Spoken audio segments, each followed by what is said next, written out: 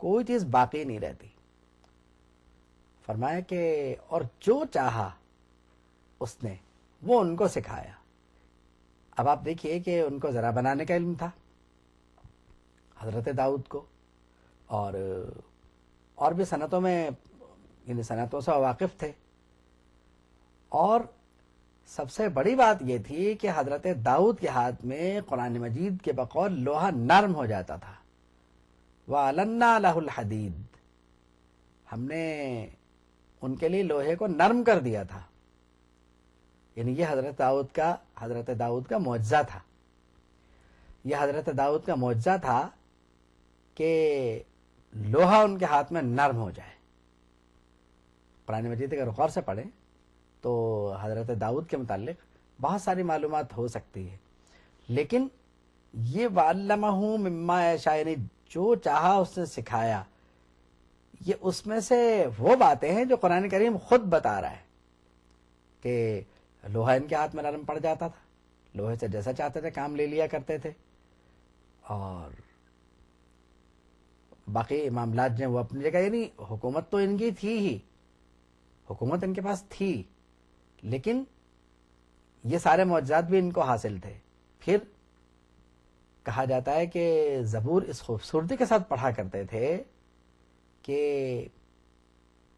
چلتے ہوئے جانور رک جایا کرتے تھے اور جانور آپ کے سامنے آ کے کھڑے ہو جایا کرتے تھے. یعنی آج بھی اگر قرآن مجید کو اتنی ہی خوبصورت آواز میں پڑھا جائے، اتنی حضرت داؤد کے برابر کی آواز تو نہیں آ سکتی کسی کو، یہ تو بہت مشکل ہے. بلکہ یہ سمجھا جائے کہ جس کے پاس بھی جو خوبصورت آواز ہے وہ نبی کریم صلی اللہ تعالی وسلم اور حضرت داؤد کا طفیل ہے، تو شاید غلط نہیں ہوگی یہ بات. بلکہ یقیناً اس لیے غلط نہیں ہے کہ خوش الہانی اللہ کی بہت بڑی نعمت ہے، اور جس پر اللہ کی نظر کرم ہو جائے اور اللہ کا کرم جس پہ ہو جائے تو اس کی آواز خوبصورت ہو جاتی ہے، اور وہ قرآن مجید کو پھر اس طرح پڑھتا ہے کہ بس سننے والے سنتے رہ جاتے ہیں. اور قرآن مجید کا اثر اس طرح نمودار ہوتا ہے اور اس طرح مرتب ہوتا ہے طبیعت پر کہ وَإِذَا سَمِعُوا مَا أُنزِلَ إِلَى الرَّسُولِ، جب وہ اس کو سنتے ہیں جو رسول کی طرف نازل ہوا، تَرَىٰ أَعْيُنَهُمْ، تو تم ان کی آنکھوں کو دیکھو گے، تفیض من الدمع، کہ آنسو بہ رہے ہوں گے. اب یہ تو سمجھنے والوں کی بات ہے.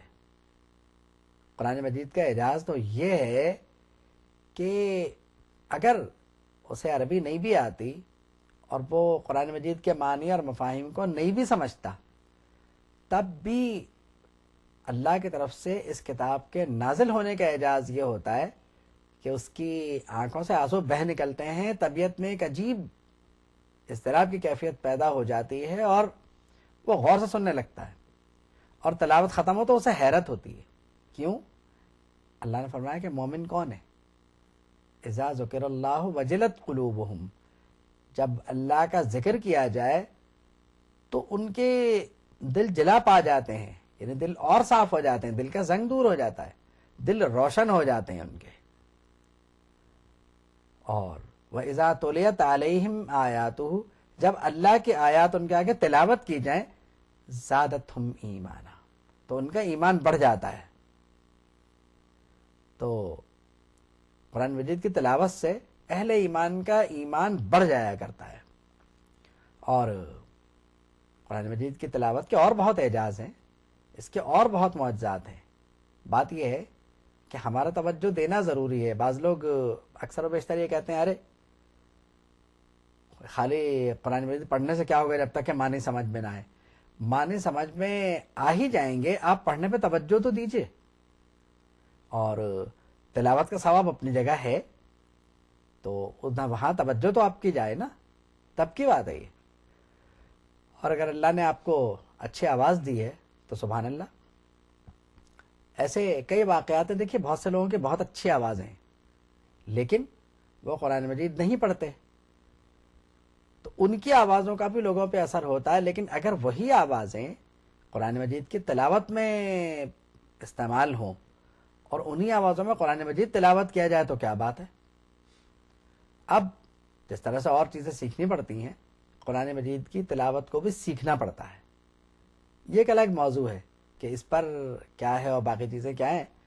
لیکن یہ بات اس لیے یاد آ گئی کہ حضرت داؤد علیہ السلام کی تلاوت زبور کا مسئلہ جو ہے وہ چونکہ سامنے آ گیا اور بات یاد آ گئی کہ حضرت داؤد علیہ السلام زبور تلاوت فرمایا کرتے تھے، تو یہ اثر تھا. اور قرآن مجید کی تو کیا بات ہے کہ نبی کریم صلی اللہ تعالی علیہ وسلم اپنے اصحاب سے قرآن مجید کی تلاوت سن کر جن جذبات کا اظہار فرماتے تھے اور جس طرح سے وہ چیزیں ہوتی تھی. قرات ابن مسعود حضور بہت سنا، یعنی حضور نے سنی ہے، اور قرات ابن مسعود سے حضور پہ کیفیت بھی طاری ہوئی ہے. تو اگر معنی اور مفاہیم اللہ سمجھنے کی توفیق دے دے تو بات ہی کچھ اور ہے، پھر تو سبحان اللہ. تو معلوم یہ ہوا کہ ہمیں یعنی اس معاملے کو یہ کہنا کہ نبی کریم صلی اللہ تعالی علیہ وسلم کو، یعنی ایک مسئلہ جو ہے حضور کے علم غیب کا، اب غیب وہی ہے نا جو ہم کو نہیں معلوم. اصل میں بات یہ ہے کہ ہم تو یہ اندازہ نہیں لگا سکتے کہ نبی کو کتنا غیب ہے. یہ تو ہمارا مسئلہ ہے کہ ہمیں محدود علم ہے، اور اب ہم اگر اس پہ یہ پابندی لگانا شروع کر دیں کہ حضور کو تو علم غیب اس طرح تھا یا اس طرح تھا، بات یہ ہے کہ جو بات ہمیں نہیں معلوم اس پر زیادہ بحث نہیں کرنا چاہیے. ایک جو بات کہی جاتی ہے کہ حضور کو ما کانا و ما یکون کا علم ہے، تو وہ بات اپنی جگہ اس لیے صحیح ہے کہ اس میں حد و حساب نہیں ہے کہ اتنا ہے اور اتنا نہیں ہے.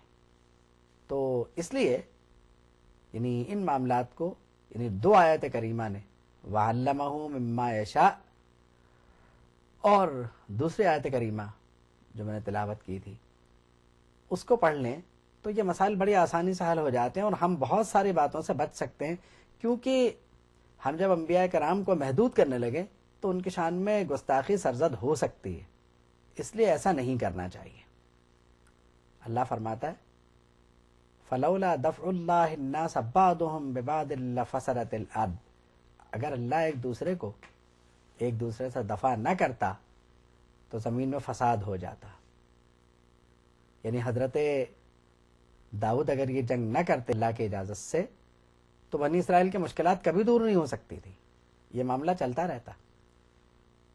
وَلَٰكِنَّ اللَّهَ ذُو فَضْلٍ عَلَى الْعَالَمِينَ، اور اللہ عالمین پر فضل فرمانے والا ہے. تِلْكَ آیاتُ اللَّهِ نَتْلُوهَا عَلَيْكَ بِالْحَقِّ، یہ اللہ کی آیات ہیں جو ہم آپ پر حق کے ساتھ تلاوت فرماتے ہیں. وَإِنَّكَ لَمِنَ الْمُرْسَلِينَ، اور بے شک آپ رسولوں میں سے ہیں. وَآخِرُ دَعْوَانَا أَنِ الْحَمْدُ لِلَّهِ رَبِّ الْعَالَمِينَ.